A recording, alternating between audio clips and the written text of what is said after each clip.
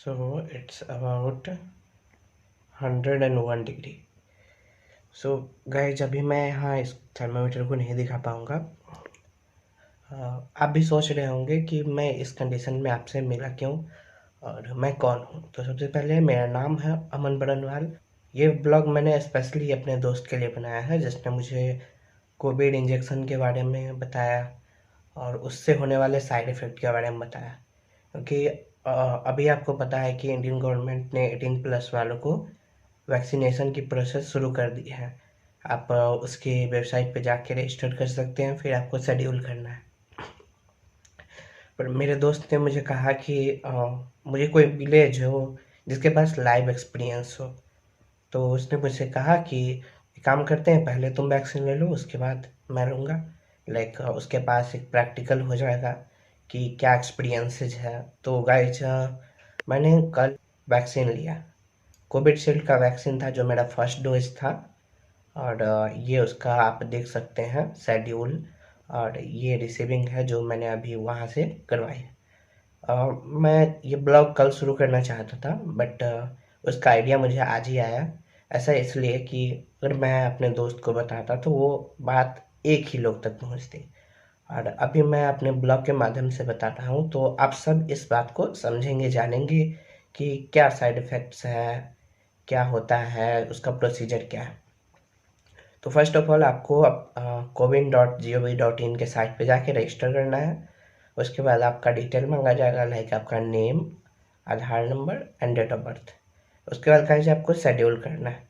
Schedule इसलिए कि आपको अपने अनुसार कोई सेंटर सेलेक्ट करना है नियर बाई में जहाँ वैक्सीन अवेलेबल हो। लाइक अभी साइट पे बहुत ज़्यादा लोड चल रहा है, सो जल्दी अपॉइंटमेंट नहीं मिलती है, सारी बुकिंग्स फुल है। सो हम अब बात करते हैं एक्सपीरियंस की। गाइज मेरा जो वैक्सीनेशन सेंटर है वो मेरे घर से लगभग 7 किलोमीटर की दूरी पे है। तो मैं वहाँ गया और प्रोसीजर में यही है कि आपको अपना आधार कार्ड कैरी करना है, उसका जीरोक्स भी कैरी करना है। आप ओरिजिनल नहीं भी ले जाएंगे तो कोई प्रॉब्लम नहीं है, बट मे बी कि वहाँ पे वो मांग दे। सो आपको अपना आधार कार्ड वहाँ पे कैरी करना है। अब मैं जानता हूँ ये अजीब लग रहा है, लेकिन आगे जब मैं बताऊँगा कि मैं ऐसे वीडियो क्यों शूट कर रहा हूँ तो आप उम्मीद करते हैं कि आप मेरे सिचुएशन को समझ पाएंगे। तो वहाँ आपको अपना आधार कार्ड के जीरोक्स पे रेफरेंस नंबर लिखना है जो आपके पोर्टल पे जो आप आईडी बनाए हो उसमें भी अवेलेबल होगा। और वो जो आपको एक एसएमएस आया होगा रेफरेंस नंबर का, अगर आपने खुद के नंबर से रजिस्ट्रेशन किया होगा तो आपको जाके वहाँ पे रेफरेंस नंबर अपने आधार कार्ड के जीरोक्स पे लिख देना है और अपना मोबाइल नंबर लिख देना है जिससे रजिस्ट्रेशन हुआ है। तो वहाँ जो ऑपरेटर है वो आपको एक पर्ची काट के देगा, लाइक उस पर पेन से लिखा हुआ रहता है आपका नेम, आपका आधार नंबर, आपका मोबाइल नंबर एंड नथिंग और। फिर आपको वैक्सीनेशन के लिए वैक्सीनेशन रूम में जाया जाएगा। आप वहाँ जाएंगे, फिर आपकी बारी आने पे आपको वैक्सीन दी जाएगी।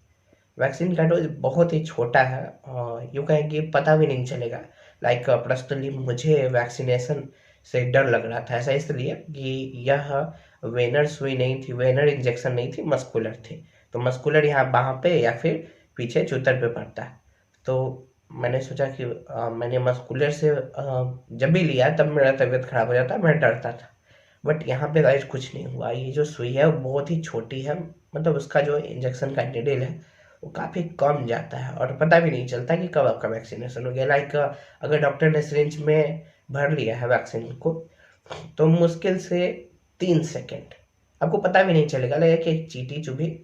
और उसके बाद आपको जो वो पर्ची दी गई है वो पर्ची डॉक्टर दे देगी, वापस दे देगी और कलेक्ट कर लेना है, इसलिए क्योंकि अगर आप सेकेंड डोज के लिए जाते हैं तो वो पर्ची आपसे खोजी जाएगी। उसी पे रेफरेंस नंबर और फर्स्ट डोज आपने लिया है इसका उस पर प्रूफ है। अगला प्रोसेस क्या है, अब आप घर जा सकते हैं, लेकिन प्रोसीजर है कि आपको वहाँ 30 मिनट आराम करना पड़ेगा। गाइज ऑनेस्टली मैं बोलूँ, मैंने 30 मिनट वेट नहीं किया, मैं लगभग 15 to 20 मिनट, लाइक 15 से 20 मिनट मैं वहाँ रुका।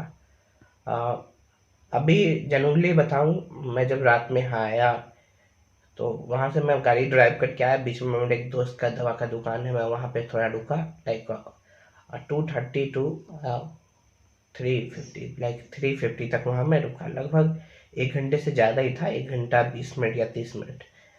अभी गाइज मैं वीडियो रिकॉर्ड कर रहा हूँ। इसका कारण क्या है, अभी जो टाइम है दोस्त वो मैं दिखा दूँ यहाँ। शायद आपको रोटेशन की वजह से नहीं दिख रहा होगा। It's 3 AM। I will attach a screenshot of it. मैं स्क्रीनशॉट लगा दूंगा। दोस्त ये 3 बजे उठने का कारण क्या है, मैं ब्लॉग बनाने के लिए नहीं उठा हूँ जनरली। उतना भी ज़्यादा ब्लॉगिंग के लिए मैं इंटरेस्टेड नहीं हूँ। तो मैं चाह रहा था कि मैं अपना एक्सपीरियंस शेयर करूँ दोस्त। लगभग 2:30 बजे, 2 या 2:30 बजे, I am not sure because I was not watching my time on my phone और ऑन माई वॉच।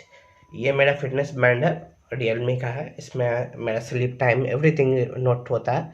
तो इसमें नोट है, आप दिखाएंगे आपको हम कि मैंने कितना घंटा सोया, कितने से कितने बजे सोए मैं। तो वो सारा कुछ इसमें आपको दिखाएगा। मेरा 2 या 2:30 बजे मेरे नींद टूटी और मेरे बदन में बहुत ज़्यादा दर्द हो रहा था। और अभी थोड़ी देर पहले उल्टी भी हुई।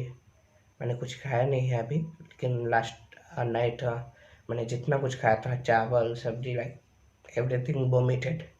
एंड बुखार में जब उल्टी हो जाती है तो थोड़ा सा मन हल्का लगता है, लेकिन फिर भी गाइस अभी बुखार है ही। और बदन दर्द थोड़ी कम है, क्योंकि जब उल्टी से पहले बदन दर्द बहुत ज़्यादा थी। मेरी दादी माँ ने मेरा पैर हाथ दबा दिया फिर भी, बट ऐसा कहा जाता है कि बुखार में पैर हाथ नहीं दबाना चाहिए। तो उन्होंने, मम्मी जब आई तो उन्होंने छोड़ दिया। ये थर्मामीटर है, इसमें मैंने अभी आपके वीडियो के स्टार्टिंग में मैंने इसको देखा था। इसमें लगभग 101 डिग्री बुखार है, जो कि नॉर्मल ही है, नॉर्मल नहीं है बट वैक्सीनेशन के बाद जो होता है वो नॉर्मल है। और गाइज अभी भी बुखार लगा हुआ है, लेकिन उतनी परेशानी नहीं है। हम रिलैक्स नाउ। थोड़ी सी परेशानी तो होती ही है यार, क्योंकि यूनिसेफ ने भी बताया और जो वैक्सीन बनाने वाली कंपनी है इंडिया की, उसने भी बताया कि ऐसा लक्षण देखने को मिलेगा। और ये नॉर्मल है, क्योंकि जितने वैक्सीनेशन हुए हैं, लाइक मेरे दोस्तों ने लिया, मेरे पड़ोसियों ने लिया, सबने ये एक्सपीरियंस शेयर किया है कि वैक्सीनेशन के बाद थोड़ी सी बुखार लगती ही है, जो आप नॉर्मल पैरासीटामोल खा के, या फिर आप अपने नज़दीकी जो भी फिजिशियन है उनसे आप पूछ सकते हैं, या फिर आप जो कोविड केयर हॉस्पिटल में गए हैं वैक्सीनेशन के लिए, वहाँ भी आप डॉक्टर से ये कंसल्ट कर सकते हैं। गाइज मैं अपने वॉच में आपको फिर से एक बार टाइम दिखा देता हूँ। ये टाइम लगभग 3:05 हो रहा है, लगभग क्या एग्जैक्टली। और डेट है 13 मई। सो अब हम आपको यहाँ पे अपना ऑक्सीजन लेवल दिखाते हैं कि मेरा SpO2 ऑक्सीजन लेवल कितना है। सो ये मेजरिंग हो रहा है।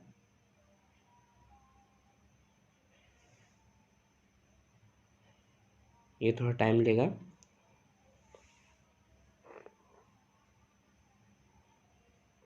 ये लगभग 97% शो कर रहा है। और शायद ये मेजरिंग तक हमको वेट करना होगा कि मेरे बॉडी में ऑक्सीजन लेवल कितना है। सो इट्स 90 लेवल, ये 97, सॉरी, ये लगभग 97% हमारे बॉडी में ऑक्सीजन है। अगला जो हम आपको दिखाने वाले हैं वो है हार्ट बीट। हार्ट बीट क्या है उसको समझते हैं हम। ये पल्स हमको दिखाता है कि मेरा पल्स क्या है। ये लास्ट टाइम 118 था, जो लगभग 5 मिनट पे कैलकुलेट ऑटोमेटिकली होता है। तो मैं यहाँ पे हम मेजर करके देखते हैं।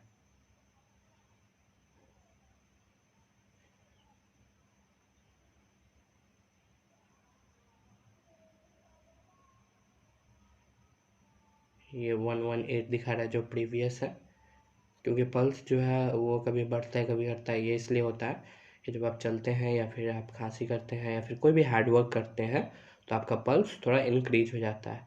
तो ये इंक्रीज इसलिए हो रहा है क्योंकि मुझे अभी उल्टी हुई है और मैं वीडियो रिकॉर्ड कर रहा हूँ। मेरी हालत अभी उतनी ज़्यादा अच्छी नहीं है। नॉर्मल लोगों के लिए ये 60 से 80 होता है। जब आप रेस्ट कर रहे होते हैं, सोते रहते हैं, तो ये और कम हो जाता है। आप यहाँ देख सकते हैं कि ये हाई हुआ है, कितना हाई हुआ है। जब ये 12 बजे से अभी तक का दिखा रहा है और ये हाईएस्ट है। अगर आप इसको देखें 110 का आधा तो लगभग 55 या 45 हुआ है, और ये अभी टॉप पे है। सो गाइज कहने का मतलब ये है कि अगर आपकी धड़कन बढ़ी हुई है, आप ये फील कर सकते हैं। तो मैं उठ के बैठ गया हूँ और मेरा सर दर्द थोड़ा सा बढ़ गया है, क्योंकि सजेस्ट किया जाता है कि आप रेस्ट करें। सो आई गोना स्लीप की मैं जाता हूँ सोने के लिए। स्लीप टाइमिंग भी बहुत कम है। अगर अभी मैं चेक करूँ तो आपको बताऊँ कि स्लीप टाइमिंग कितनी है मेरी। लगभग ये जो है ना वो 1 घंटा 39 मिनट है। अगर आप इसको रोटेट में देख पाएंगे तो आपको समझ में आएगा। तो नॉर्मल इंसान के लिए 6 से 8 घंटे की नींद जरूरी है, बट गाइज यहाँ पे अभी मैं नॉर्मल नहीं हूँ।